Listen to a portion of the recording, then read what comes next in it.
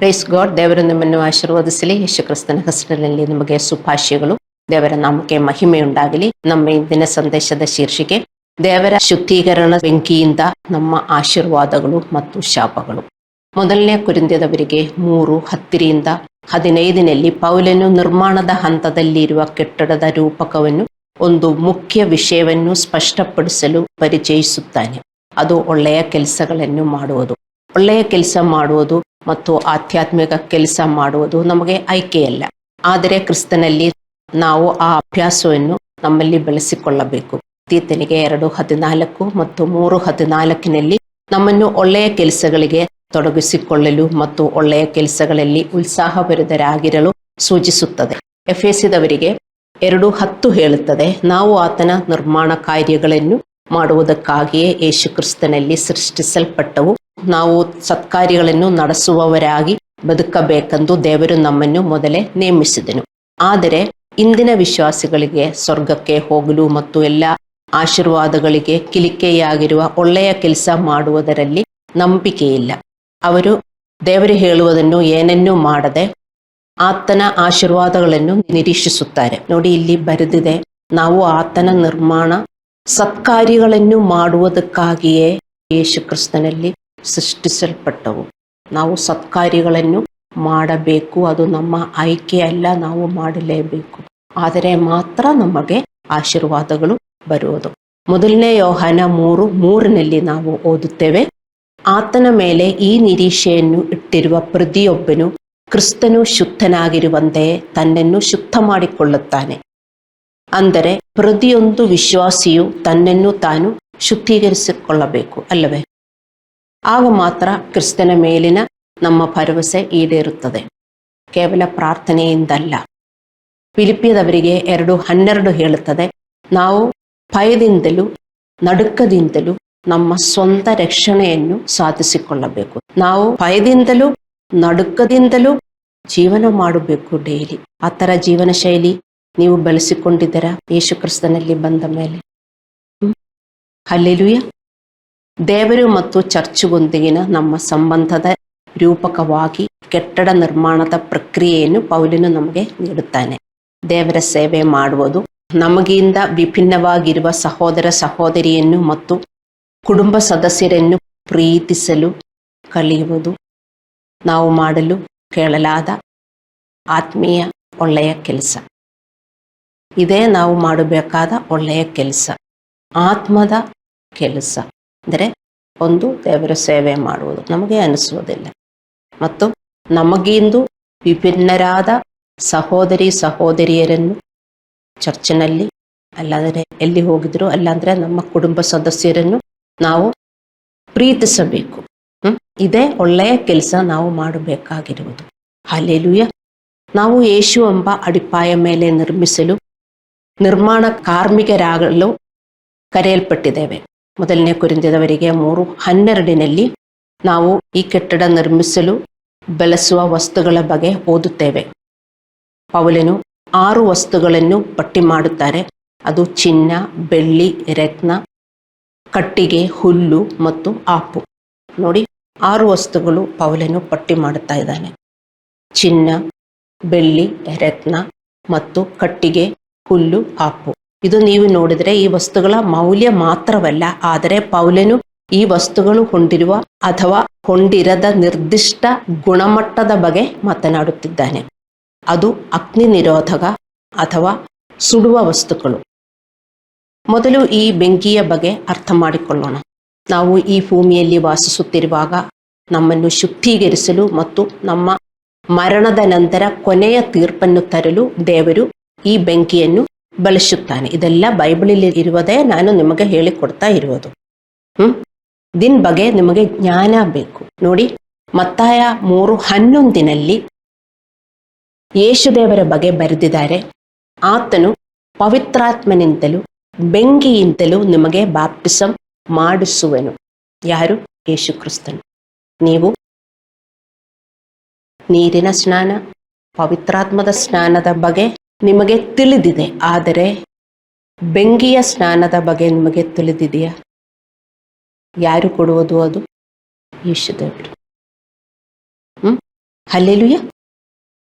ಮೊದಲನೇ ಪೇತ್ರನು 1:7 ಮತ್ತು ಯೆಶಾಯ 43:2, 48, 10 ಈ ಗ್ರಂಥಗಳು ನಾವು ಈ ಭೂಮಿಯಲ್ಲಿ ವಾಸಿಸುವಾಗ ದೇವರ ಶುದ್ಧೀಕರಣ ಬೆಂಕಿಯನ್ನು ವಿವರಿಸುತ್ತವೆ. ನಮ್ಮ ಹೆಚ್ಚಿನ ದಿನಗಳಲ್ಲಿ ನಾವು ಈ ಬೆಂಕಿಯನ್ನು ಎದುರಿಸಬೇಕಾಗುತ್ತದೆ. ನಾವೆಲ್ಲರೂ ಎದುರಿಸುತ್ತಾ ಇದ್ದೇವೆ ಈ ಬೆಂಕಿ. ಈ ಬೆಂಕಿಯ ಹೆಸರೇನು? Fire baptism. ನಾವು ನೀರಿನ ಬ್ಯಾಪ್ಟಿಸಮ್ ತಕ್ಕೊಂಡಿದ್ದೇವೆ, ಅದು ತುಂಬಾ ಈಸಿ ಆಯಿತು ಅಲ್ಲವೇ? ನೀರಿನಲ್ಲಿ ಹೋಗಿ ಬಂದಿದ್ದೇವೆ. ಪವಿತ್ರಾತ್ಮನಿಂದ ಸ್ನಾನ ನಮಗೆಲ್ಲರಿಗೂ ಬೇಕು, ಪವಿತ್ರಾತ್ಮದ ಬ್ಯಾಪ್ಟಿಸಮ್. ಅದಕ್ಕೋಸ್ಕರ ನಾವು ಪ್ರಾರ್ಥಿಸುತ್ತೇವೆ, ದೇವರೇ ನಮ್ಮನ್ನು ತುಂಬಿಸುವುದು ನಮಗೆ ಬೇಕು. ಡೈಲಿ ಪವಿತ್ರಾತ್ಮದ ತುಂಬುವಿಕೆಯನ್ನು ನಮಗೆ ಬೇಕು ಅಲ್ಲವೇ? ಮತ್ತೆ ಇನ್ನೊಂದು ಬ್ಯಾಪ್ಟಿಸಮ್ ಇದೆ, ಅದು ಫೈರ್ ಬ್ಯಾಪ್ಟಿಸಮ್. ಅದು ನೀವು ದೇವರೇ ನನ್ನನ್ನು ತುಂಬಿಸುವುದೇನು ಹೇಳಿಕೊಳ್ಳಬೇಕಾಗಿಲ್ಲ, ದೇವರು ತುಂಬಿಸುತ್ತಾರೆ. ಅಂದರೆ ಬೆಂಕಿಯಂತಹ ಸಮಸ್ಯೆಗಳ ಮೂಲಕ ನಾವು ಹೋಗಬೇಕು. ಇದಕ್ಕೆ ನಮ್ಮನ್ನು ಸುಡುವುದಕ್ಕ, ಅದಕ್ಕೆ ನಮ್ಮನ್ನು ಕಲಿಸುವುದು ಬೆಂಕಿಯಿಂದ ಅಲ್ಲ, ನಮ್ಮನ್ನು ಶುದ್ಧೀಕರಿಸುವುದಕ್ಕೆ. ಅರ್ಥ ಮಾಡಿಕೊಳ್ಳಬೇಕು ನಾವು. ಹಲ್ಲೆಲೂಯ. ಮತ್ತು ಅಂತಿಮ ತೀರ್ಪಿನ ಇನ್ನೊಂದು ಬೆಂಕಿ ಇದೆ, ಅದು ಜಡ್ಜ್ಮೆಂಟ್ ಫೈರ್, ಅಂತಿಮ ತೀರ್ಪಿನ ಬೆಂಕಿ. ಈ ಗ್ರಂಥಗಳು ನೀವು ಓದಿದರೆ ನಿಮಗೆ ಅರ್ಥ ಮಾಡಿಕೊಳ್ಳಬಹುದು. ಲೂಕ 12:49, 2ನೇ ಪೇತ್ರನು 3:12, ಎಬ್ರಿಯರಿಗೆ 10:27. ನಾವು ನಮ್ಮ ಆಧ್ಯಾತ್ಮಿಕ ಕಟ್ಟಡವನ್ನು ನಿರ್ಮಿಸಲು ಕ್ರಿಸ್ತನಲ್ಲಿದ್ದೇವೆ. 1ನೇ ಕೊರಿಂಥದವರಿಗೆ 3:10. ನಾವು ನಮ್ಮ ಆಧ್ಯಾತ್ಮಿಕ ಕಟ್ಟಡವನ್ನು ನಿರ್ಮಿಸಲು ಕ್ರಿಸ್ತನಲ್ಲಿ ಇದ್ದೇವೆ. ಅದನ್ನ ಅಡಿಪಾಯ, ಅಸ್ತಿವಾರ ದೇವರು ಇಟ್ಟಿದ್ದಾರೆ. ಯಾವಾಗ ನಾವು ಯೇಸು ದೇವರನ್ನು ಸ್ವೀಕರಿಸಿದಾಗ, ಜ್ಞಾನಸ್ನಾನ ತಕ್ಕೊಂಡಿದಾಗ ಅಡಿಪಾಯ ಇಟ್ಟಿದೆ. ಹಲ್ಲೆಲೂಯ. ಪ್ರತಿದಿನ ನಾವು ನಮ್ಮ ಆಧ್ಯಾತ್ಮಿಕ ಮನೆಯನ್ನು ನಿರ್ಮಿಸಲು ಬಳಸುವ ವಸ್ತುಗಳು ದೇವರ ಬೆಂಕಿಯನ್ನು ತಡೆದುಕೊಳ್ಳುವ ಅಥವಾ ಸುಡುವ ಸಾಮರ್ಥ್ಯವನ್ನು ಹೊಂದಿವೆ. ಡೈಲಿ ನಾವು ನಿರ್ಮಿಸುತ್ತಾ ಇದ್ದೇವೆ. ನೀವು ಇಷ್ಟು ವರ್ಷವಾಗಿದೆ ಯೇಸು ದೇವರ ಹತ್ರ ಬಂದ ಮೇಲೆ, ಅಷ್ಟೊಂದು ದೊಡ್ಡದಾಗಿದೆ ನಿಮ್ಮ ಮನೆ. ಯಾವ ವಸ್ತುಗಳು ನೀವು ಯೂಸ್ ಮಾಡುತ್ತಾ ಇದೆ ಅಂದ್ರೆ ನಿಮಗೇ ಗೊತ್ತು. ಚಿನ್ನ, ಬೆಳ್ಳಿ, ರತ್ನಾನ ಅಥವಾ ಹುಲ್ಲ, ಕಟ್ಟಿಗೆನ. ನಿಮಗೆ ಅರ್ಥವಾಗುತ್ತದೆ ನಾನೇನು ಹೇಳ್ತಾ ಇದ್ದೀನಿ ಅಂತ. ನಮ್ಮ ಆಧ್ಯಾತ್ಮಿಕ ಬೆಳವಣಿಗೆ ಒಮ್ಮೆ ಮಾತ್ರ ಸಾಧಿಸುವ ಸಾಧನೆ ಅಲ್ಲ, ಆದರೆ ಕಲಿಕೆ, ಬೆಳವಣಿಗೆಯ ನಿರಂತರ ಪ್ರಯಾಣ ಇದು. ನಿಮಗೆ ಮಾರ್ಗದರ್ಶನ ನೀಡಲು ದೇವರು ತನ್ನ ಗುರುಗಳನ್ನು ನೀಡಿದ್ದಾರೆ. ಅವರ ಮಾರ್ಗದರ್ಶನವನ್ನು ನೀವು ಅನುಸರಿಸಬೇಕು. ಈ ಕಟ್ಟಡ ಹೇಗೆ ನಿರ್ಮಿಸಬೇಕು ಅಂತ ಇಂಜಿನಿಯರನ್ನು ನಿಮಗೆ ಕೊಟ್ಟಿದ್ದಾರೆ ದೇವರು. ಯಾರವರು? ದೇವರ ಟೀಚರ್ಸ್, ಗುರುಗಳು, ಪಾಸ್ಟರ್ಸ್ ಅಂಡ್ ಟೀಚರ್ಸ್. ಅದು ಹೇಗೆ ಕಟ್ಟಬೇಕು ಅಂತ ಅವರು ಪ್ರೀಚ್ ಮಾಡುತ್ತಾರೆ, ಅವರು ಗೈಡೆನ್ಸ್ ಕೊಡುತ್ತಾರೆ. ಹಲ್ಲೆಲೂಯ. ನಮ್ಮ ಮನೆಯ ನಿರ್ಮಾಣ ಕಾರ್ಯ ಪ್ರಗತಿಯಲ್ಲಿ ಇದೆ, ಮರೆಯಬೇಡಿ. ಪ್ರತಿದಿನ ಪ್ರತಿಯೊಬ್ಬ ವಿಶ್ವಾಸಿಯು ತನ್ನ ಮನೆಯನ್ನು ಚಿನ್ನ ಅಥವಾ ಹುಲ್ಲಿನಿಂದ ನಿರ್ಮಿಸುತ್ತಾ ಇದ್ದಾರೆ. ಹಲ್ಲೆಲೂಯ. ನಿಮ್ಮ ಆಧ್ಯಾತ್ಮಿಕ ಮನೆಯನ್ನು ನಿರ್ಮಿಸುವುದು ನಿಮ್ಮ ಆಯ್ಕೆ ಅಲ್ಲ. ಅದು ಎಷ್ಟು ಮುಖ್ಯ ಎಂಬುದು ನೀವು ಅರ್ಥ ಮಾಡಿಕೊಳ್ಳಬೇಕು. ಈ ಮನೆ ನಿಮಗೆ ಮುಖ್ಯವಾಗಿದೆ, ಏಕೆಂದರೆ ದೇವರ ಆಶೀರ್ವಾದದಿಂದ ನಾವು ಈ ಮನೆಯಲ್ಲಿ ಸುರಕ್ಷಿತವಾಗಿ ಇರುತ್ತೇವೆ. ನನಗೆ ತುಂಬಾ ದೇವರ ಉಪಸ್ಥಿತಿ ಅನುಭವಿಸ್ತಾ ಇದೆ. ಅಡಿಪಾಯ ಹಾಕಿದೆ. ಈ ಲೋಕದಲ್ಲೂ ನೀವು ಸ್ವಲ್ಪ ಗಮನಿಸಿ, ಅಡಿಪಾಯ ಹಾಕಿದ ಮೇಲೆ ನೀವು ಹಾಗೇ ಬಿಟ್ಬಿಡ್ತೀರಾ? ನಿಮಗ ಅಲ್ಲಿ ವಾಸಿಸಬೇಕು. ಅದಕ್ಕೆ ನೀವು ನಿಮ್ಮ ಕೈಯಲ್ಲಿ ಎಷ್ಟೊಂದು ದುಡ್ಡಿದೆ, ಆದಾಯ ಇದೆ, ಅದರ ಪ್ರಕಾರ ನೀವು ಅದರ ಮೇಲೆ ನೀವು ಕಟ್ಟುತ್ತೀರಿ, ನಿರ್ಮಿಸುತ್ತೀರಿ ಅಲ್ಲವೇ? ಚೆನ್ನಾಗಿ ದುಡ್ಡಿದ್ರೆ ಒಳ್ಳೆ ಬಂಗ್ಲೋನೇ ನೀವು ಅದರ ಮೇಲೆ ಕಟ್ಟುತ್ತೀರಿ, ಅಲ್ಲಾಂದ್ರೆ ಒಂದು ಚಿಕ್ಕ ಮನೆ. ನಾವು ಯೇಸು ಕ್ರಿಸ್ತನಲ್ಲಿ ಬಂದು ನಮಗೆ ಒಳ್ಳೆ ಮನೆಯೇ ನಾವು ಕಟ್ಟಬೇಕು. ನಾವು ಉಪಯೋಗಿಸಬೇಕಾಗಿರುವ ವಸ್ತುಗಳು ಚಿನ್ನ, ಬೆಳ್ಳಿ ಮತ್ತು ರತ್ನ, ಕಟ್ಟಿಗೆ, ಹುಲ್ಲು ಮತ್ತು ಆಪು ಅಲ್ಲ. ಏನಾಗುತ್ತದೆ? ಮೊದಲನೇದ 3 ನಾವು ಯೂಸ್ ಮಾಡಿದರೆ ಬೆಂಕಿ ಬಂದಾಗ ಅದಕ್ಕೆ ಏನೂ ಆಗಲ್ಲ, ಬೆಂಕಿ ಬಂದೇ ಬರ್ತದೆ. ಇಲ್ಲದಿದ್ದರೆ ಅದೆಲ್ಲ ಸುಟ್ಟು ಹೋಗ್ತದೆ. ಅರ್ಥ ಮಾಡಿಕೊಳ್ಳಿ. ಏನಾಗುತ್ತದೆ ಆವಾಗ? ನಿಮಗೆ ಮನೆ ಇದೆಯಾ? ಇಲ್ಲ. ಮನೆ ಬೇಕಲ್ಲ ಸುರಕ್ಷಿತವಾಗಿರುವುದಕ್ಕೆ. ನಮಗೊಂದು ಮನೆ ಇದ್ದರೆ ನಾವು ಸುರಕ್ಷಿತವಾಗಿ ಆ ಮನೆ ಒಳಗಡೆ ಇರ್ತೇವೆ ಅಲ್ಲವೇ? ಅದೇ ತರ ನಮಗೆ ಆಧ್ಯಾತ್ಮಿಕ ಮನೆ ಬೇಕು. ನಮಗೆ ಆಧ್ಯಾತ್ಮಿಕ ಮನೆ ಇದ್ದರೆ ಮಾತ್ರ ದೇವರ ಆಶೀರ್ವಾದಗಳು ನಮಗೆ ಸಿಗುತ್ತದೆ. ಅರ್ಥವಾಯ್ತಾ? ಹಲ್ಲೆಲೂಯ. ನಮ್ಮ ಆಧ್ಯಾತ್ಮಿಕ ಬೆಳವಣಿಗೆ ಎಂದರೆ ಈ ಮನೆ ನಿರ್ಮಿಸುವುದು ಅದು ದಿನನಿತ್ಯ ಪ್ರಕ್ರಿಯೆ. ಅದು ನಾವು ಅಗ್ನಿ ನಿರೋಧಕ ವಸ್ತುಗಳು ಅಥವಾ ಸುಡುವ ವಸ್ತುಗಳು ಬೆಳೆಸಬಹುದು.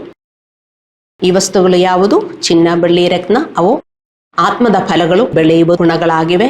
ಪ್ರೀತಿ, ಸಂತೋಷ, ಸಮಾಧಾನ, ಯೇಸುವಿನ ಆತ್ಮದ ಫಲದಲ್ಲಿ ಬೆಳೆಯುವುದು ಮತ್ತು ದೇವರ ಸೇವೆ ಮಾಡುವುದು. ಆದರೆ ಮಾತ್ರ ನಿಮಗೆ ಚೆನ್ನಾಗಿ ಸ್ಟ್ರಾಂಗ್ ಆಗಿರುವ ಬಿಲ್ಡಿಂಗ್ ಸಿಗುವುದು. ಆವಾಗ ನಮ್ಮ ದೈನಂದಿನ ಪ್ರಲೋಭನೆಗಳನ್ನು ನಿವಾರಿಸಬಹುದು ಮತ್ತು ನಿಮ್ಮ ಆಧ್ಯಾತ್ಮಿಕ ಮನೆಯನ್ನು ಉತ್ತಮವಾಗಿ ನಿಮಗೆ ನಿರ್ಮಿಸಬಹುದು. ಇಲ್ಲ, ಕಟ್ಟಿಗೆ, ಹುಲ್ಲು, ಆಪು ನೀವು ಯೂಸ್ ಮಾಡುತ್ತಾ ಇದ್ದಾರೆ. ಎರಡರಲ್ಲಿ ಒಂದು ಎಂದಿಗೂ ವಿಶ್ವಾಸಿಗಳು ಯೂಸ್ ಮಾಡ್ತಾ ಇದ್ದಾರೆ. ಪಾಸ್ಟರ್ ಏನೋ ಪ್ರೀಚ್ ಮಾಡ್ತಾ ಇದ್ದಾರೆ, ನಾನು ಇದೆಲ್ಲ ಅಲ್ಲ ಯೂಸ್ ಮಾಡುವುದು, ನನ್ನದು ತುಂಬ ಸ್ಟ್ರಾಂಗ್ ಒಂದೆಲ್ಲ ನೀವು ಅನ್ಕೊಳ್ಳುತ್ತಾ ಇರಬಹುದು. ಅರ್ಥ ಮಾಡಿಕೊಳ್ಳಿ. ಡೈಲಿ ನೀವು ನಿರ್ಮಿಸುತ್ತಾ ಇದ್ದೀರಿ. ಜ್ಞಾನಸ್ನಾನ ತಕ್ಕೊಂಡಿದ್ದಾರಲ್ಲ, ಅಡಿಪಾಯ ಹಾಕಿದಿರಿ. ಅದಾದ್ಮೇಲೆ ಡೈಲಿ ನೀವು ನಿರ್ಮಿಸುತ್ತಾ ಇದ್ದೀರಿ. ನೀವು ಸ್ಟ್ರಾಂಗ್ ಮೆಟೀರಿಯಲ್ಸ್ ಯೂಸ್ ಮಾಡ್ತಾ ಇದ್ದರೆ ಏನಾಗುತ್ತದೆ? ಅದು ಚಿನ್ನ, ಬೆಳ್ಳಿ, ರತ್ನ. ಸೊ ಏನಾಗುತ್ತದೆ? ಒಂದು ಫೈರ್ ಬಂದಾಗ ಅದಿನ್ನೂ ಶೈನ್ ಆಗುತ್ತದೆ. ಮತ್ತು ಹುಲ್ಲು, ಕಟ್ಟಿಗೆ, ಆಪು ಯೂಸ್ ಮಾಡಿದರೆ ಒಂದು ಫೈರಲ್ಲಿ ತಕ್ಷಣ ಬಿತ್ತು ಬಿಡ್ತದೆ. ಹಲ್ಲೆಲೂಯ. ಸೊ ಹುಲ್ಲು, ಕಟ್ಟಿಗೆ, ಆಪು ಇದು ಏನು? ಸ್ವಾರ್ಥ ಮತ್ತು ದಂಕೆಯನ್ನು ಪ್ರತಿನಿಧಿಸುತ್ತದೆ. ನಾವು ದೇವರ ಭಯವಿಲ್ಲದೆ ಬದುಕಿದಾಗ, ಪ್ರತಿಯೊಂದು ಪಾಪಕ್ಕೂ ಸಿಲುಕಿದಾಗ ನಾವು ಕಟ್ಟಿಗೆ, ಹುಲ್ಲು, ಆಪು ಈ ವಸ್ತುಗಳು ಬಳಸುತ್ತೇವೆ. ಏನು ದೇವರ ಸೇವೆ ಮಾಡುವುದಿಲ್ಲ, ಸ್ವಾರ್ಥರಾಗಿ ನಾವು 24 ಗಂಟೆಗಳು ನಾವು ಯೂಸ್ ಮಾಡುತ್ತೇವೆ. ಹಿಂಗೆಲ್ಲ ನಾವು ಜೀವನ ಮಾಡಿದ್ರೆ ಮತ್ತೆ ನಮ್ಮ ಪಾಪಕ್ಕೆ ಏನು ಕಂಟ್ರೋಲ್ ಇಲ್ಲ. ಒಂದು ಜಗಳ ಬಂದರೆ, ಯಾರಾದರೂ ಜಗಳ ತೆಗೆದು ಬಂದರೆ ಅವರು ತಲೆ ಮೇಲೆ ಕೂತ್ಕೊಂಡು ನಾವು ಜಗಳ ಮಾಡುತ್ತೇವೆ. ಅಲ್ಲ ಅಂದರೆ ಈಗ ವಿಶ್ವಾಸಿಗಳು ಕೆಲವರು ಏನು ಮಾಡ್ತಾರೆ? ಅವರು ಸುಮ್ಮನೆ ಇರ್ತಾರೆ, ಆದರೆ ಒಳಗಡೆ ಅವರು ಹಿಂಗೆ ಕೋಪಗೊಳ್ಳುತ್ತಾರೆ. ಇದೆಲ್ಲ ಹುಲ್ಲು, ಕಟ್ಟಿಗೆ ಯೂಸ್ ಮಾಡುವುದು. ಹಲ್ಲೆಲೂಯ.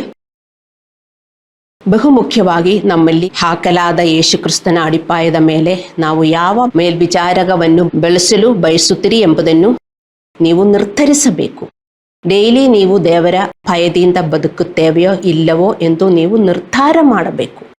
ಇದು ನಮಗೆ ಚಾಯ್ಸ್ ಅಲ್ಲ. ನಮಗೆ ಒಂದು ನೋಡುವ ಮಂಡಲ ಇದೆ, ಅಲ್ಲಿ ನಮಗೆಲ್ಲ ನೋಡಕ್ಕಾಗತ್ತೆ. ಆದರೆ ಇನ್ನೊಂದು ಮಂಡಲ ಇದೆ, ಆತ್ಮೀಯ ಮಂಡಲ. ಆತ್ಮೀಯ ಮಂಡಲದಲ್ಲಿ ಏನು ನಡೀತಾ ಇದೆ ಎಂದು ನಾನು ನಿಮಗೆ ಹೇಳಿಕೊಡ್ತಾ ಇರುವುದು. ಅರ್ಥ ಮಾಡಿಕೊಳ್ಳಿ ದೇವರ ಮಕ್ಕಳೇ. ಸೊ ನೀವು ನಿರ್ಧರಿಸಬೇಕು, ನೀವು ದೇವರ ಭಯದಿಂದ ದಿನ ಬದುಕುತ್ತೀರೋ ಅಲ್ಲ. ಒಂದು ಫೈಟ್ ಅಂದರೆ ನೀವು ಅವರಿಗಿಂತ ತುಂಬಾ ಸ್ಟ್ರಾಂಗ್ ಆಗಿ ಫೈಟ್ ಮಾಡುತ್ತೀರೋ. ನೀವು ದೇವರ ಹತ್ರ ಬಂದಿದ್ದೀರಿ, ಅಡಿಪಾಯ ಹಾಕಿದೆ. ನಿಮ್ಮ ಮನೆ ನೀವು ಹೇಗೆ ನಿರ್ಮಿಸಬೇಕು ಅಂತ ನಿಮ್ಮ ಕೈಯಲ್ಲಿ ಇದೆ. ಮೊದಲು ನೀವು ದೇವರಿಗೆ ವಿಧೇಯರಾಗಿ ಬದುಕಬೇಕೇ ಅಥವಾ ಬೇಡವೇ ಎಂದು ನಿರ್ಧರಿಸಬೇಕು. ನಿಮ್ಮಲ್ಲಿ ಹಲವರು ಇನ್ನೂ ದೇವರಿಗೆ ಸಲ್ಲಿಸಲಾಗಲಿಲ್ಲ. ಸಲ್ಲಿಸಿದ್ದೀರಾ? ಸಲ್ಲಿಸಿದ್ರೆ ಒಂದು ಬೆಂಕಿ ಬಂದರೆ ಅವರಿಗೆ ಗೊತ್ತಿರುತ್ತದೆ, ಹೌದು ಬೆಂಕಿ ಬಂದೇ ಬರುತ್ತದೆ. ನೀವು ಸಲ್ಲಿಸಿದ್ರು ಇಲ್ಲದಿದ್ರು ಬೆಂಕಿ ಬಂದೇ ಬರುತ್ತದೆ. ದೇವರು ಬೆಂಕಿಯಲ್ಲಿ ನಮಗೆ ಬಾಪ್ಟಿಸಮ್ ಕೊಡ್ತಾರೆ. ಎದಕ್ಕೆ? ನಮ್ಮನ್ನು ಸುಡುವುದಕ್ಕಲ್ಲ, ನಮ್ಮನ್ನು ಒಳ್ಳೆಯದು ಮಾಡುವುದಕ್ಕೆ, ಅವರ ತರ ಮಾರ್ಪಡಿಸುವುದಕ್ಕೆ, ರೂಪೀಕರಿಸುವುದಕ್ಕೆ. ಅದು ಸಲ್ಲಿಸುವರು ಅವರಿಗೆ ಅರ್ಥವಾಗುತ್ತದೆ. ಅವರು ಅದೇ ತರ ದಿನದಿಂದ ದಿನ ಹೋಗ್ತಾರೆ. ಸಲ್ಲಿಸಿ ಇಲ್ಲದಿದ್ದರೆ ಒಂದು ಬೆಂಕಿ ಬಂದಾಗ ಗೊಣಗಾಡುವುದು, ಕಿರುಚಾಡುವುದು, ಕೋಪಗೊಳ್ಳುವುದು, ಶಂಸಾದಿರುವಿಗೆ ಮತ್ತೆ ಭಯ ಎಲ್ಲ ಉಂಟಾಗುವುದು. ಎಲ್ಲರಿಗೂ ಉಂಟಾಗುತ್ತೆ. ಆದರೆ ಸಲ್ಲಿಸಿರುವವರು ಅದೆಲ್ಲ ಕಂಟ್ರೋಲ್ ಮಾಡಿ, ಇಲ್ಲ ದೇವರು ಹಿಂಗೆ ಹೇಳ್ತಾರೆ, ನಾನು ಹಿಂಗೆ ವರ್ತಿಸಬಾರದು, ಹಾಗೆ ಜೀವನ ಮಾಡುವವರು. ಮತ್ತೆ ದೇವರು ನಮ್ಮನ್ನು ಒತ್ತಾಯಿಸುವುದಿಲ್ಲ, ನಿಮಗೆ ಹೆಂಗೆ ಬೇಕೋ ಹಂಗೆ ಜೀವನ ಮಾಡಬಹುದು. ಅದಕ್ಕೆ ಪಾಸ್ಟ್ರೇನು ಹೇಳಿಕೊಟ್ಟರು, ಪಾಸ್ಟ್ರೇನು ಅಡ್ವೈಸ್ ಕೊಟ್ಟರು. ಎಷ್ಟು ಜನ ಹಾಗೆ ಜೀವನ ಮಾಡ್ತಾರೆ, ಕೇಳಿಸ್ಕೊಂಡು ಹೋಗ್ತಾರೆ, ಅವ್ರಿಗೆ ಹೇಗೆ ಬೇಕೋ ಹಾಗೆ ಜೀವನ ಮಾಡ್ತಾರೆ. ಒಂದು ಪ್ರಾಬ್ಲಮ್ ಬಂದಾಗ ಅವಾಗ ಹೇಗೆ ಹೋಗ್ಬೇಕು, ಎಲ್ಲರಿಗೂ ಬರ್ತದೆ. ನನಗಿಲ್ಲ ಪ್ರಾಬ್ಲಮ್, ನಿಮಗಿಲ್ಲ ಪ್ರಾಬ್ಲಮ್, ಎಲ್ಲರಿಗೂ ಇದೆ. ಅದನ್ನೆಲ್ಲ ನಾವು ಅದನ್ನ ನಡುವೆ ಯೇಸುವಿನ ತರ ಹೋಗಬೇಕು. ಆದರೆ ನಮಗೆ ಬಿಡುಗಡೆ ಉಂಟಾಗುತ್ತದೆ. ಇಲ್ಲದಿದ್ದರೆ ನಮಗೆಂದಿಗೂ ಬಿಡುಗಡೆ ಉಂಟಾಗುವುದಿಲ್ಲ. ಅದು ಅಲ್ಲ, ನಮ್ಮ ಪ್ರಾಬ್ಲಮ್ಸು ಜಾಸ್ತಿ ಆಗುತ್ತದೆ. ಹಲ್ಲೆಲೂಯಾ. ಸೊ ದೇವರು ನಮ್ಮನ್ನು ಒತ್ತಾಯಿಸುವುದಿಲ್ಲ, ಆತನು ನಮಗೆ ಸ್ವತಂತ್ರ ಇಚ್ಛೆಯನ್ನು ನೀಡುತ್ತಾನೆ. ಧರ್ಮೋಪದೇಶ ಕಾಂಡ 30:19 ಬರೆದಿದೆ, ನಾನು ಜೀವಮರಣಗಳು ಆಶೀರ್ವಾದ ಶಾಪಗಳನ್ನು ಈಗ ನಿಮ್ಮ ಮುಂದೆ ಇಟ್ಟಿದ್ದೀನಿ, ಇದಕ್ಕೆ ಭೂಮಿ ಆಕಾಶಗಳು ಸಾಕ್ಷಿಗಳಾಗಿರಲಿ. ಆದಾದರಿಂದ ನೀವು ನಿಮ್ಮ ಸಂತತಿಯವರು ಬದುಕಿಕೊಳ್ಳುವಂತೆ ಜೀವನವನ್ನೇ ಆದುಕೊಳ್ಳಿ.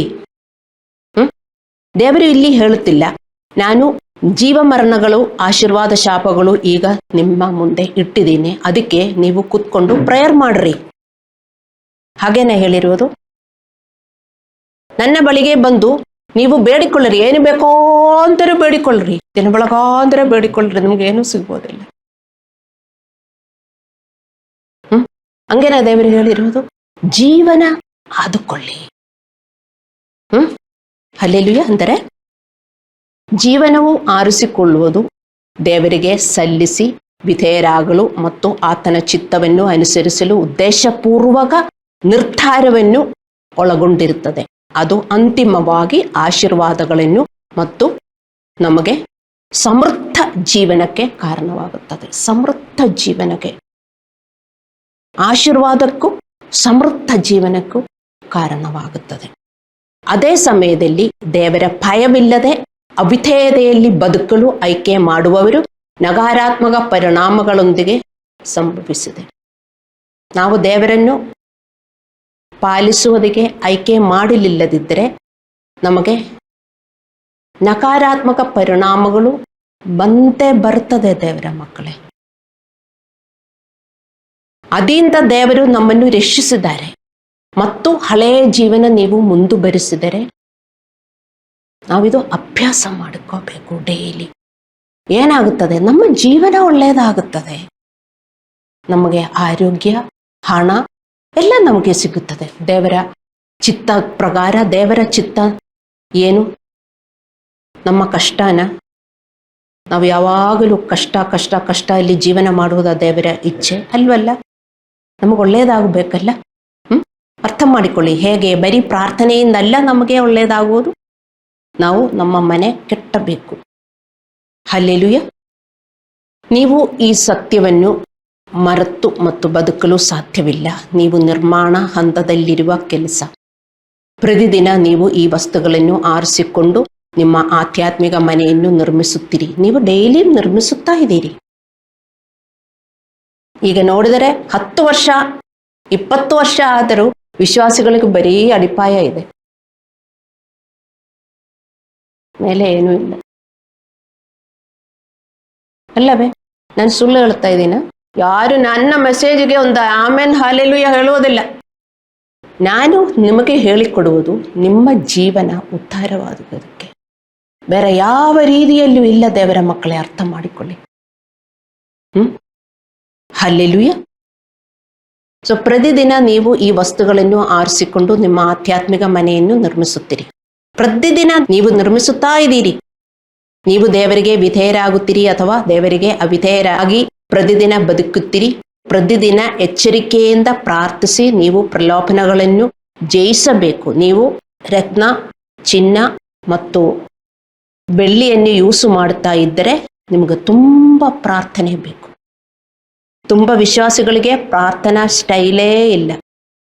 ಯೇಸುದೇವರು ಹೇಳಿದರು, ಏನು, ಪ್ರಲೋಭನೆಗಳಲ್ಲಿ ಬೀಳದಂತೆ ಎಚ್ಚರಿಕೆಯಿಂದ ಪ್ರಾರ್ಥಿಸಿ.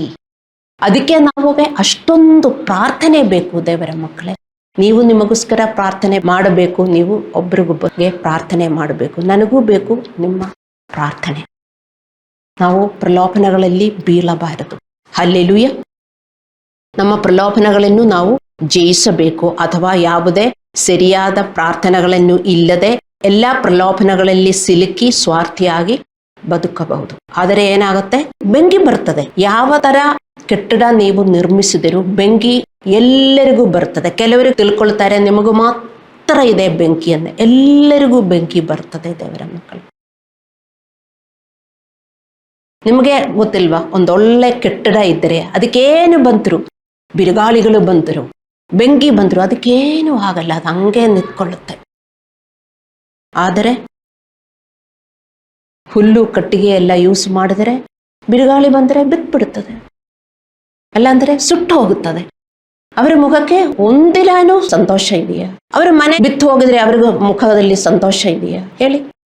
ಅದಕ್ಕೆ ವಿಶ್ವಾಸಿಗಳ ಮುಖದಲ್ಲಿ ಸಂತೋಷ ಇಲ್ಲ. ಮನೆ ಎಲ್ಲ ಸುಟ್ಟು ಸುಟ್ಟು ಹೋಗ್ತಾ ಇದೆ. ಅವರು ಕಟ್ಟುತ್ತಾ ಇದ್ದಾರೆ, ಪ್ರಾರ್ಥನೆಯಿಂದ ಕಟ್ಟುತ್ತಾ ಇದ್ದಾರೆ, ಬೈಬಲ್ ಓದುವುದರಿಂದ ಕಟ್ಟುತ್ತಾ ಇದ್ದಾರೆ, ಚರ್ಚೆ ಹೋಗೋದ್ರಿಂದ ಕಟ್ಟುತ್ತಾ ಇದ್ದಾರೆ. ಆದರೆ ಬಿತ್ತು ಹೋಗಿ ನೋಡಿದರೆ ನಿಮಗೆ ಏನೂ ಇಲ್ಲ, ಸುರಕ್ಷಣೆ ಇಲ್ಲ. ಅದೇ ನಿಮಗೆ ಸಂಭವಿಸುವುದು.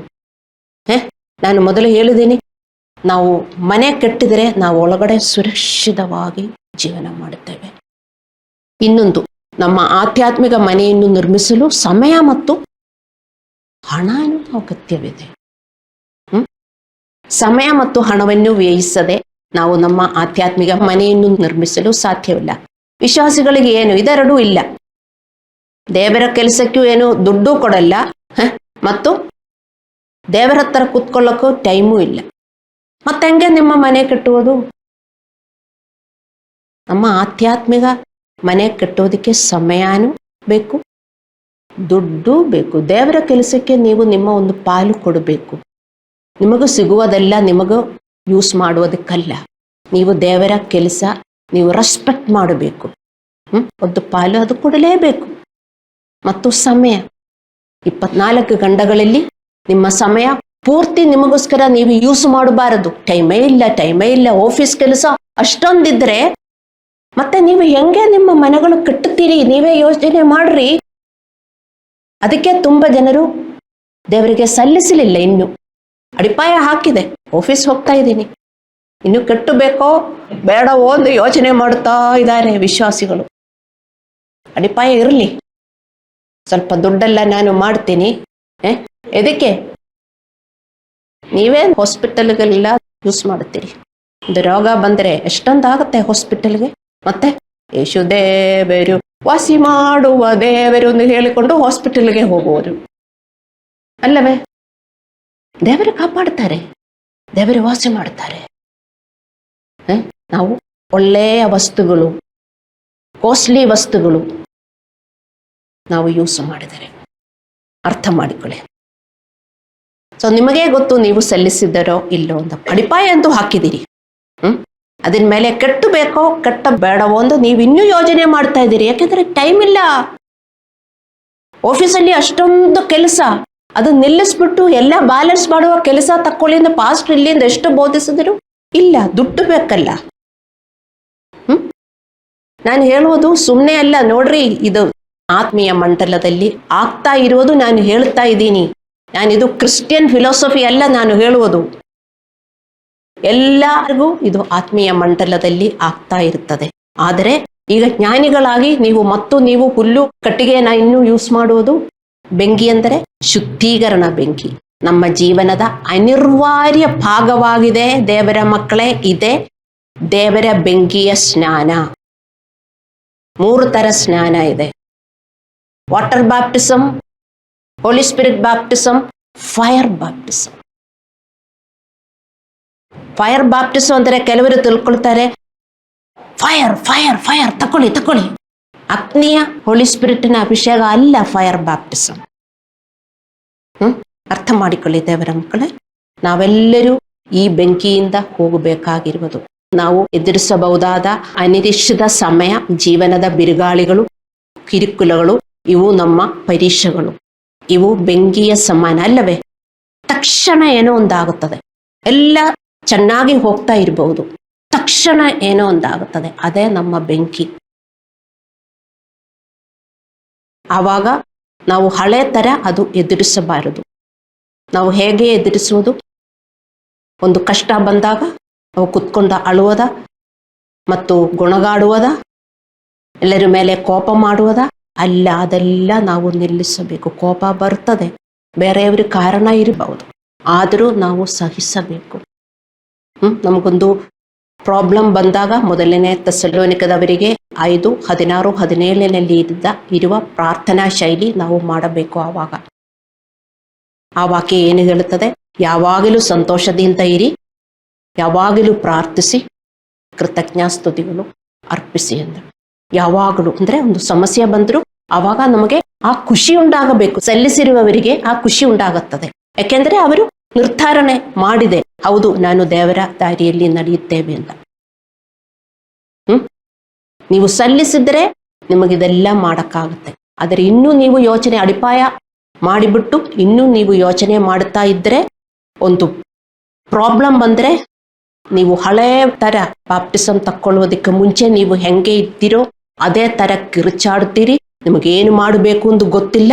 ನೀವೇ ಒಳ್ಳೆ ಪಿಶಾಜಿ ತರ ಅಲ್ಲಿ ಡ್ಯಾನ್ಸ್ ಮಾಡಿ ಪಿಶಾಜಿ ಹೊಟ್ಟೋಗಿಯಿಂದ ನೀವು ಯೇಸುವಿನ ನಾಮದಲ್ಲಿ ನೀವು ಹೇಳುತ್ತೀರಿ ಅಲ್ಲವೇ? ಅರ್ಥ ಮಾಡಿಕೊಳ್ಳಿ. ಈ ಬೆಂಕಿಯ ಸಮಯದಲ್ಲಿ ನಾವು ಅದು ಸ್ವೀಕರಿಸಬೇಕು. ದೇವರೇ, ವಿತೌಟ್ ಯುವರ್ ಕಂಟ್ರೋಲ್, ನಿನ್ನ ನಿಯಂತ್ರಣದಲ್ಲಿ ಇಲ್ಲದೆ ಏನೂ ಆಗಲಿಲ್ಲ, ಇದರಲ್ಲಿ ನಾನು ಶುದ್ಧೀಕರಣ ಮಾಡುತ್ತೇನೆ. ನಿಮ್ಗೆ ಇದಕ್ಕೆ ವಿಶ್ವಾಸ ಇಲ್ಲ? ಇಲ್ಲ. ವಿಶ್ವಾಸಿಗಳು ಯಾರು ತಲೆ ಎಸ್ ಪಾಸ್ಟರ್ ಅಂತ ಹೇಳಲ್ಲ. ಬನ್ನಿ, ನಾನು ಇನ್ನೂ ನಿಮಗೆ ಟ್ಯೂಷನ್ ಕೊಡ್ತೀನಿ. ದೇವರು ಬಂದಿರುವುದು ನಮಗೂ ಒಳ್ಳೆಯ ಜೀವನ ಕೊಡುವುದಕ್ಕೆ. ದೇವರ ಮಕ್ಕಳೇ ಅರ್ಥ ಮಾಡಿಕೊಳ್ಳಬೇಕು. ದೇವರು ಪಾಸ್ಟರ್ಸ್ನ ಅಪಾಯಿಂಟ್ ಮಾಡಿರೋದು ಅದು ನಿಮಗೆ ಹೇಳಿಕೊಡುವುದಕ್ಕೆ, ಬರೀ ಹೇಳಿಕೊಡುವುದಕ್ಕಲ್ಲ, ಅದು ಗೈಡೆನ್ಸ್ ಕೊಡ್ತಾರೆ ಮತ್ತು ಅದಕ್ಕೂ ಅವರು ಪ್ರಾರ್ಥಿಸುತ್ತಾರೆ. ನಿಮ್ಮನ್ನು ಗೈಡ್ ಮಾಡಿ ಆ ದಾರಿಯಲ್ಲಿ ಕರ್ಕೊಂಡು ಹೋಗ್ತಾರೆ. ಅದೇ ಒಂದು ಪಾಸ್ಟರ್ನ ಜವಾಬ್ದಾರಿ ಮಾಡ್ತಾರೆ ಪಾಸ್ಟರ್ಸ್. ಮತ್ತೆ ಅವರನ್ನು ಭೇಟಿಯಾಗುವುದಿಲ್ಲ, ಅವರನ್ನು ಮೀಟ್ ಮಾಡುವುದಿಲ್ಲ, ಅವರ ಹತ್ರ ಹೋಗುವುದಿಲ್ಲ ಅಂದ್ರೆ ನಿಮ್ಗೆ ಹೆಂಗೆ ಜೀವನ ಮಾಡಕ್ಕಾಗತ್ತೆ? ಅರ್ಥ ಮಾಡಿಕೊಳ್ಳಿ ದೇವರ ಮಕ್ಕಳೇ. ಇದನ್ನು ರಿಫೈನರ್ಸ್ ಫೈರ್ ಅಲ್ಲ ಅಂದ್ರೆ ಶುದ್ಧೀಕರಿಸುವವರ ಬೆಂಕಿಯ ಬ್ಯಾಪ್ಟಿಸಮ್ ಎಂದು ನಾವು ಹೇಳುವುದು. ಇದು ದೇವರ ಪರೀಕ್ಷೆಯಾಗಿದೆ. ಅದೇ ಯಾಕೋಬನು 1:2-4 ಬರೆದಿದೆ. ನಮಗೆ ಒಂದು ತೊಂದರೆ ಬಂದಾಗ ಅದು ವಿಶ್ವಾಸದ ಪರೀಕ್ಷೆಗಾಗಿ ನಾವು ಖುಷಿಯಾಗಿರಬೇಕು ಅಲ್ಲವೇ? ವಿಶ್ವಾಸದ ಪರೀಕ್ಷೆ ಅದು. ನೀವು ತಿಳ್ಕೊಳ್ಳುತ್ತೀರಿ, ಇದೇನು ಬೈಬಲ್ ಹೇಳ್ತಾ ಇರೋದು, ನನಗೆ ಹಿಂಗೆಲ್ಲ ಮಾಡಕ್ಕಾಗಲ್ಲ, ಇದೆಲ್ಲ ನೀವು ತಿಳ್ಕೋಬಾರ್ದು. ಅದಕ್ಕೆ ನೀವು ಕರೆಕ್ಟಾಗಿ ಬೈಬಲ್ ಸ್ಟಡಿಗೆ ಅಟೆಂಡ್ ಆಗಬೇಕು ಮತ್ತು ಯೂಟ್ಯೂಬಲ್ಲಿ ಅಪ್ಲೋಡ್ ಮಾಡುವುದು ನೀವು ಅರ್ಥ ಮಾಡಿಕೊಳ್ಳಬೇಕು. ಎದಕ್ಕೆ? ನಿಮ್ಮ ಜೀವನ ಒಳ್ಳೆಯದಾಗುವುದಕ್ಕೆ. ಮತ್ತೆ ಅದಕ್ಕೆ ಟೈಮ್ ಇಲ್ಲ ಅಂತ ನೀವು ಹೇಳಿದ್ರೆ, ಟೈಮ್ ಇಲ್ಲದಿದ್ರೆ ನಿಮ್ಮ ಮನೆಯ ನಿರ್ಮಾಣ ಆಗುವುದಿಲ್ಲ. ಹಲ್ಲೆಲೂಯಾ. ನಿಮ್ಮ ಮಾಂಸವನ್ನು ನಿಯಂತ್ರಿಸಬೇಕು ಮತ್ತು ಇದನ್ನು ಸದಾಚಾರ, ಸಂತೋಷ ಮತ್ತು ಶಾಂತಿಯಿಂದ ನಾವು ಆವಾಗ ಹಾದು ಹೋಗಬೇಕು. ಒಂದು ಸಮಸ್ಯೆ ಬಂದಾಗ, ಒಂದು ತೊಂದರೆ ಬಂದಾಗ, ಒಂದು ಫೈರ್ ಬಂದಾಗ, ಆ ಸಮಸ್ಯೆನೇ ನಮ್ಮ ಫೈರ್ ಬ್ಯಾಪ್ಟಿಸಮ್. ಆವಾಗ ನಾವು ನಮ್ಮ ಮಾಂಸ ಕಂಟ್ರೋಲ್ ಮಾಡಿ, ಮೈಂಡ್ ಕಂಟ್ರೋಲ್ ಮಾಡಿ, ಸದಾಚಾರದಿಂದ, ಶಾಂತಿಯಿಂದ, ಸಂತೋಷದಿಂದ ಹೋಗುವುದಕ್ಕೆ ವಿಶ್ವಾಸಿಗಳು ಕಲಿಯಬೇಕು, ಅಭ್ಯಾಸ ಮಾಡಬೇಕು. ಆವಾಗ ಏನಾಗುತ್ತದೆ? ದೇವರ ಕೈ ನೀವು ನೋಡ್ತೀರಿ. ಆ ಸಮಸ್ಯೆಯಲ್ಲಿ ನಿಮಗೆ ಬಿಡುಗಡೆ ಖಂಡಿತ ಸಿಗುತ್ತದೆ. ಇಲ್ಲದಿದ್ದರೆ ಖಂಡಿತ ನಿಮ್ಮ ಸಮಸ್ಯೆ ಜಾಸ್ತಿ ಆಗುತ್ತದೆ. ಯಾಕೆಂದ್ರೆ ನಿಮಗೆ ಸೆಲ್ಫ್ ಕಂಟ್ರೋಲ್ ಇಲ್ಲ. ನೀವು ಸಲ್ಲಿಸಲಿಲ್ವಲ್ಲ, ಈ ದಾರಿಯಲ್ಲಿ ಹೋಗುವುದಕ್ಕೆ ಸಲ್ಲಿಸಲಿಲ್ಲ. ಸಲ್ಲಿಸಿರುವರು ಮಾತ್ರ ಅದಕ್ಕೋಸ್ಕರ ಪ್ರಾರ್ಥನೆ ಮಾಡುವುದು. ಹಲ್ಲೆಲೂಯಾ. ಇದು ನಮ್ಮ ನಂಬಿಕೆಯ ಪರೀಕ್ಷೆ. ಈ ಪರೀಕ್ಷೆಯಲ್ಲಿ ನಾವು ಉತ್ತೀರ್ಣರಾದರೆ ನಮಗೆ ಪ್ರತಿಫಲ ಅಂದರೆ ಆಶೀರ್ವಾದ ಸಿಗುತ್ತದೆ, ಅಥವಾ ನಾವು ವಿಫಲರಾದರೆ ನಮಗೆ ನಷ್ಟವಾಗುತ್ತದೆ. ಈ ವಾಕ್ಯ ನಾನೀಗ ಓದುತ್ತೀನಿ. ಮೊದಲನೇ ಕೊರಿಂಥದವರಿಗೆ 3:10-15 ತನಕ ನಾನೀಗ ಓದುತ್ತೀನಿ. ಪೌಲನು ಹೇಳುತ್ತಾ ಇದ್ದಾನೆ, ದೇವರು ನನಗೆ ಕೃಪೆಯಿಂದ ಒಪ್ಪಿಸಿದ ಕೆಲಸವನ್ನು ನಡೆಸಿ ನಾನು ಪ್ರವೀಣ ಶಿಲ್ಪಿಯಂತೆ ಅಸ್ತಿವಾರ ಹಾಕಿದ್ದೇನು. ಮತ್ತೊಬ್ಬನು ಅದರ ಮೇಲೆ ಕೆಟ್ಟುತ್ತಾನೋ, ಪ್ರತಿಯೊಬ್ಬನು ತಾನು ಅದರ ಮೇಲೆ ಎಂದದನ್ನು ಕೆಟ್ಟುತ್ತಾನೋ ಎಚ್ಚರಿಕೆಯಾಗಿರಬೇಕು. ಹಾಕಿರುವ ಅಸ್ತಿವಾರವು ಯೇಸು ಕ್ರಿಸ್ತನೇ. ಆ ಅಸ್ತಿವಾರದ ಮೇಲೆ ಚಿನ್ನ, ಬೆಳ್ಳಿ, ರತ್ನ, ಕಟ್ಟಿಗೆ, ಹುಲ್ಲು, ಆಪು ಮುಂತಾದವುಗಳಲ್ಲಿ ಯಾವುದರಿಂದ ಕೆಟ್ಟಿದ್ದರೂ ಅವನವನ ಕೆಲಸ ವ್ಯಕ್ತವಾಗುವುದು ಯಾವಾಗ? ಬೆಂಕಿ ಬಂದಾಗ. ನೀವು ಹಿಂಗೆ ಸಂತೋಷದಿಂದ praise the lord sister, hallelujah sister, ನಾನು ಯೇಸುವಿನ ದಾರಿಯಲ್ಲೇ ಹೋಗ್ತಾ ಇದ್ದೀನಿ ಪಾಸ್ಟರ್, ನೀವು ಹೇಳುವುದೆಲ್ಲ ನಾನು ಒಬೆ ಮಾಡ್ತೀನಿ, ನಿಮಗೋಸ್ಕರ ತುಂಬ ಪ್ರಾರ್ಥನೆ ಮಾಡ್ತೀನಿ, ಎಲ್ಲರಿಗೂ ಪ್ರಾರ್ಥನೆ ಮಾಡ್ತೀನಿ. ಬೆಂಕಿ ಬಂದಾಗ ನಿಮ್ಮ ಅಡ್ರೆಸ್ಸೇ ಇಲ್ಲ, ಚರ್ಚಲ್ಲೂ ಇಲ್ಲ. ಯಾಕೆ? ಮನೆ ಸುಟ್ಟು ಹೋಯ್ತು. ಮನೆ ಸುಟ್ಟು ಹೋದಾಗ ಚರ್ಚಲ್ಲಿ ಹೆಂಗೆ ಬರುವುದು? ತುಂಬಾ ನಷ್ಟ ಆಗಲಿಲ್ವಾ? ಅದೇ ಇಲ್ಲಿ ಬರೆದಿರುವುದು, ನೀವು ಶ್ರದ್ಧೆಯಿಂದ ಕೇಳಿಸ್ಕೊಳ್ಳ್ರಿ. ಹಾಕಿರುವ ಅಸ್ಥಿವಾರವು ಕ್ರಿಸ್ತನೇ, ಆ ಅಸ್ಥಿವಾರದ ಮೇಲೆ ಚಿನ್ನ, ಬೆಳ್ಳಿ, ರತ್ನ, ಕಟ್ಟಿಗೆ, ಹುಲ್ಲು, ಆಪು ಮುಂತಾದವುಗಳಲ್ಲಿ ಯಾವುದರಿಂದ ಕೆಟ್ಟಿದ್ದರೂ ಅವನವನ ಕೆಲಸ ವ್ಯಕ್ತವಾಗುವುದು.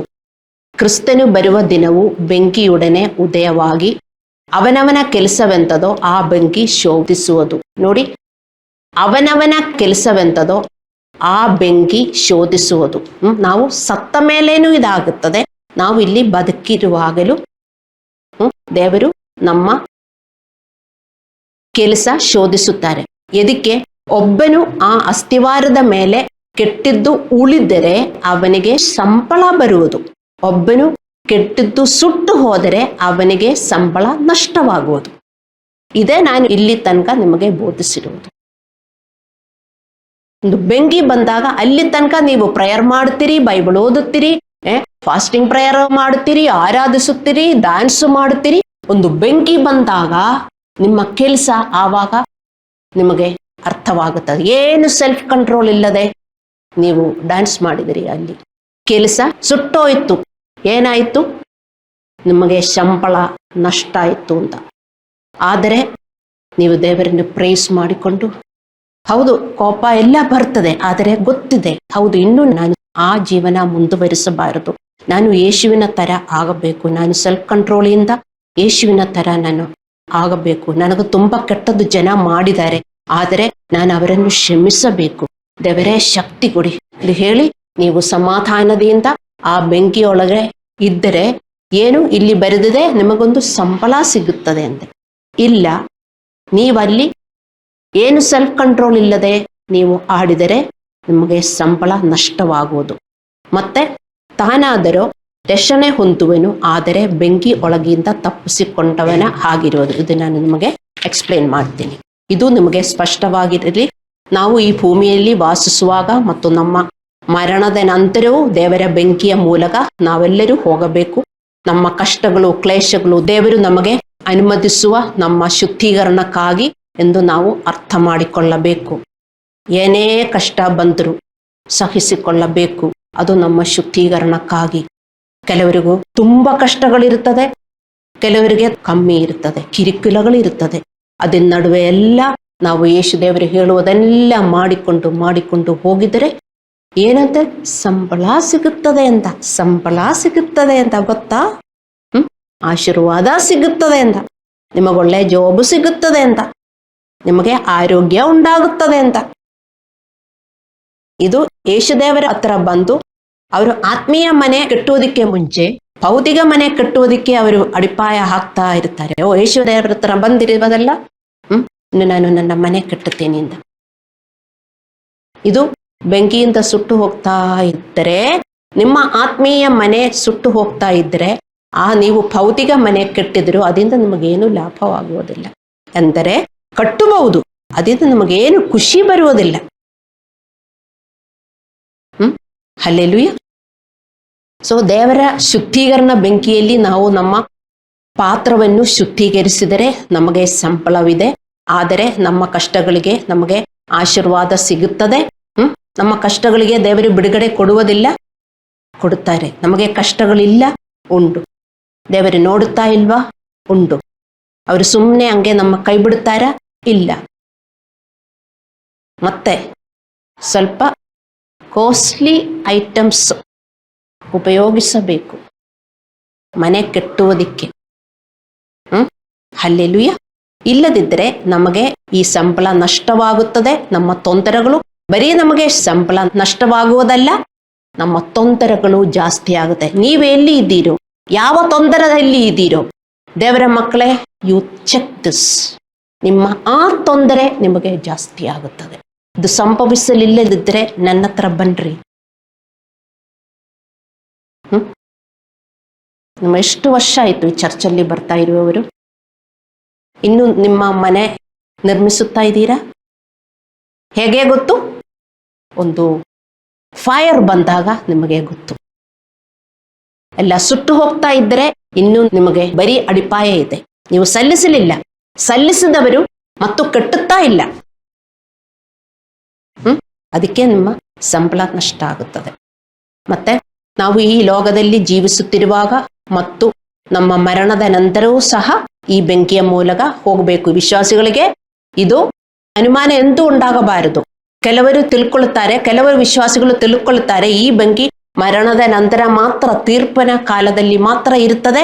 ಅವರೇನು ತಿಳ್ಕೊಳ್ತಾರೆ, ಮತ್ತೆ ಹಿಂಗೆ ಜೀವನ ಮಾಡಿ ಅವರ ಪಾತ್ರಗಳೆಲ್ಲ ದೇವರು ಬೆಂಕಿಯಲ್ಲಿ ಕ್ಲೀನ್ ಮಾಡಿ ಸ್ವರ್ಗಕ್ಕೆ ದೇವರು ಕರ್ಕೊಂಡು ಹೋಗ್ತಾರೆ ಅಂತ.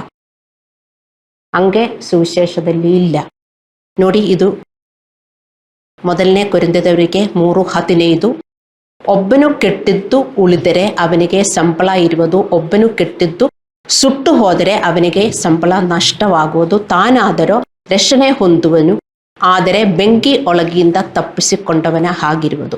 ಈ ಒಂದು ವಾಕ್ಯ ತಪ್ಪಾಗಿ ಅರ್ಥೈಸಲ್ಪಟ್ಟ ವಾಕ್ಯವಾಗಿದೆ. ನೋಡಿ, ತಾನಾದರೂ ರಕ್ಷಣೆ ಹೊಂದುವನು. ಯಾರು? ಬೆಂಕಿಯಿಂದ ತಪ್ಪಿಸಿಕೊಂಡವನು ರಕ್ಷಣೆ ಹೊಂದುವನು. ಹಂಗಲ್ಲೇ ಇದರ ಅರ್ಥ. ಹಾಗಾದರೆ ನಮ್ಮ ಕೆಲಸಗಳು ಸುಟ್ಟು ಹೋದರೂ ನಾವು ಸ್ವರ್ಗವನ್ನು ತಲುಪುತ್ತೇವೆ ಎಂದಲ್ಲ ಇದರ ಅರ್ಥ. ನಮ್ಮ ಕೆಲಸಗಳು ಸುಟ್ಟು ಹೋಗಿದರೆ ವಿಶ್ವಾಸಿಗಳು ಸ್ವರ್ಗವನ್ನು ತಲುಪುವುದಿಲ್ಲ. ನಾನು ಎಷ್ಟು ವಾಕ್ಯಗಳು ಬೇಕಂದರೂ ನಿಮಗೆ ಉದಾಹರಣೆಗೆ ತೋರಿಸ್ತೀನಿ ನೋಡಿ. 1 ಕೊರಿಂಥದವರಿಗೆ 3:16-17. ನೀವು ದೇವರ ಆಲಯವಾಗಿದ್ದರೆಂದು ದೇವರ ಆತ್ಮವನ್ನು ನಿಮ್ಮಲ್ಲಿ ವಾಸ ಮಾಡುತ್ತಾನೆಂದು ನಿಮಗೆ ಗೊತ್ತಿಲ್ಲವೋ? ಯಾವನಾದರೂ ದೇವರ ಆಲಯವನ್ನು ಹೊಳೆ ಮಾಡಿದರೆ ದೇವರು ಅವನನ್ನು ನಾಶ ಮಾಡುವನು. ಏಕೆಂದರೆ ದೇವರ ಆಲಯವು ಪವಿತ್ರವಾದದ್ದು, ಆ ಆಲಯವು ನೀವೇ. ಅಂದರೆ ನಾವು ಈಗ ದೇವರ ಆಲಯ. ನಾವದು ನಾಶ ಮಾಡಿದರೆ ನಮ್ಮನ್ನು ದೇವರು ನಾಶ ಮಾಡುತ್ತಾನೆ ಅಂತ ಬೈಬಲಲ್ಲಿ ಇಲ್ವಾ? ಇದನ್ನ ಅರ್ಥ ಏನು? ನಿಮ್ಮನ್ನು ಉಳಿಸುತ್ತಾರ ದೇವರು? ಡೈಲಿ ಕಟ್ಟಿಗೆ, ಹುಲ್ಲು, ಇದರಿಂದ ಮನೆ ಕಟ್ಟುತ್ತಾ ಇದ್ದೀರಿ. ಡೈಲಿ ಎಂದು ನೀವು ಮನೆ ಕಟ್ಟುತ್ತಾ ಇದ್ದೀರಿ. ಅಡಿಪಾಯ ಹಾಕಿದ ಮೇಲೆ ಮನೆ ಕಟ್ಟುತ್ತಾ ಇದ್ದೀರಿ. ಅಂದ್ರೆ ಮನೆ ನಾವು ನಾಶ ಮಾಡುತ್ತಾ ಇಲ್ವಾ ದೇವರ ಮಕ್ಕಳೇ? ದೇವರ ಮಕ್ಕಳಿಗೆ ಯಾಕೆ ಭಯವಿಲ್ಲದೆ, ಭಯದಿಂದ ನಡುಕದಿಂದ ರಕ್ಷಣೆಗೋಸ್ಕರ ನಾವು ವರ್ಕ್ ಮಾಡಬೇಕು ಎಂದು ಬೈಬಲಲ್ಲಿ ಬರೆದಿದೆ. ಭಯದಿಂದ ನಡುಕದಿಂದ ಜ್ಞಾನ ಸ್ನಾನ ತಕ್ಕೊಂಡಿದರೆ ಸಾಕು, ನಾವೆಲ್ಲರೂ ಸ್ವರ್ಗಕ್ಕೆ ಸೇರುವುದಾದರೆ ಇದಕ್ಕೆ ಭಯದಿಂದ ನಡುಕದಿಂದ ಜೀವನ ಮಾಡಬೇಕು ಅಲ್ಲವೇ? ಯೋಚಿಸಿ. ಮತ್ತೆ ರೋಮಪುರದವರಿಗೆ 2:7 ಹೇಳುತ್ತದೆ, ಯಾರು ಪ್ರಭಾವ, ಮಾನ, ನಿರ್ಲಯತ್ವಗಳನ್ನು ಹೊಂದಬೇಕೆಂದು ಒಳ್ಳೆಯದನ್ನು ಬೇಸರಗೊಳ್ಳದೆ ಮಾಡುತ್ತಾರೋ ಅವರಿಗೆ ನಿತ್ಯ ಜೀವನವನ್ನು ಕೊಡುವನು. ಯಾರಿಗೆ ನಿತ್ಯ ಜೀವನವನ್ನು ಕೊಡುವುದು? ಬೇಸರಗೊಳ್ಳದೆ ಯಾರು ಒಳ್ಳೆಯ ಕೆಲಸ ಮಾಡುತ್ತಾರೋ, ಇದಕ್ಕೆ ಪ್ರಭಾವ, ಮಾನ, ನಿರ್ಲಯತ್ವಗಳನ್ನು ಹೊಂದಬೇಕೆಂದು ಯಾರು ಬೇಸರಗೊಳ್ಳದೆ. ಅಯ್ಯೋ, ಎಷ್ಟೊಂದು ಸಹಿಸುವುದು, ಎಷ್ಟೊಂದು ಸಹಿಸುವುದು, ಸಹಿಸಬೇಕು. ಕೆಲವರು ಹೇಳುತ್ತಾರೆ, ಯಾವಾಗ ನಮ್ಮ ಫ್ಯಾಮಿಲಿ ಮೆಂಬರ್ಸ್ ಒಂದು ಚೇಂಜ್ ಆಗ್ತಾರೆ? ಎಷ್ಟೊಂದು ಸಹಿಸಬೇಕು? ನಾವು ಸಹಿಸಬೇಕು. ಯಾಕೆ ನಾವದು ಮಾಡುವುದು?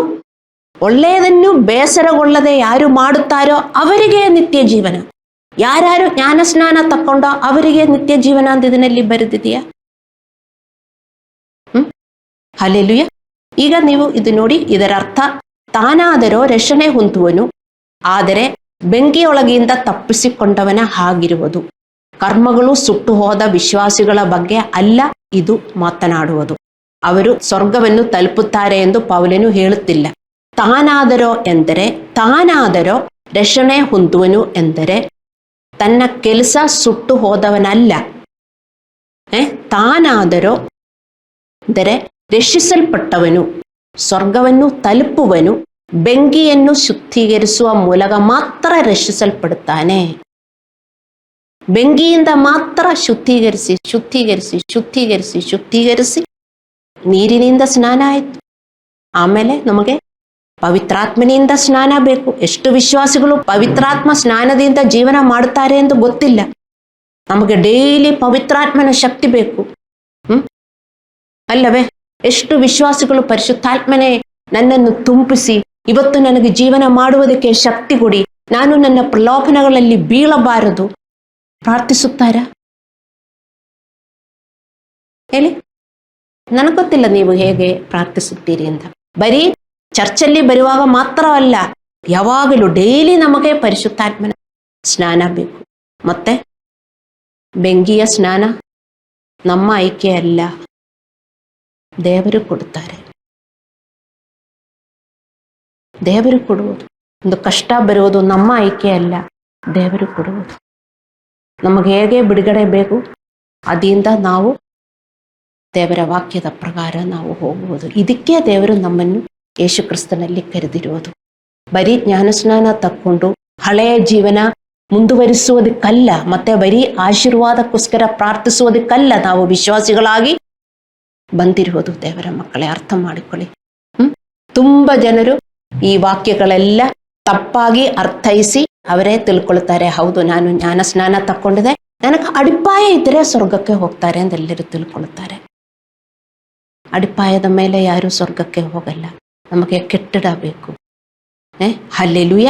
ಸೊ ಈ ವಾಕ್ಯ ನಿಮಗೆ ಕನ್ಫ್ಯೂಷನ್ ಕೊಡಬಾರದು. ತಾನಾದರೂ ರಕ್ಷಣೆ ಹೊಂದುವನು, ಆದರೆ ಬೆಂಕಿಯೊಳಗಿಂದ ತಪ್ಪಿಸಿಕೊಂಡವನ ಹಾಗಿರುವುದು. ತಾನಾದರೂ ಅಂದರೆ ರಕ್ಷಿಸಲ್ಪಟ್ಟವನು, ಸ್ವರ್ಗವನ್ನು ತಲುಪುವವನು, ಬೆಂಕಿಯನ್ನು ಶುದ್ಧೀಕರಿಸುವ ಮೂಲಕ ಮಾತ್ರ ನಾವು ರಕ್ಷಿಸಲ್ಪಡ್ತೇವೆ.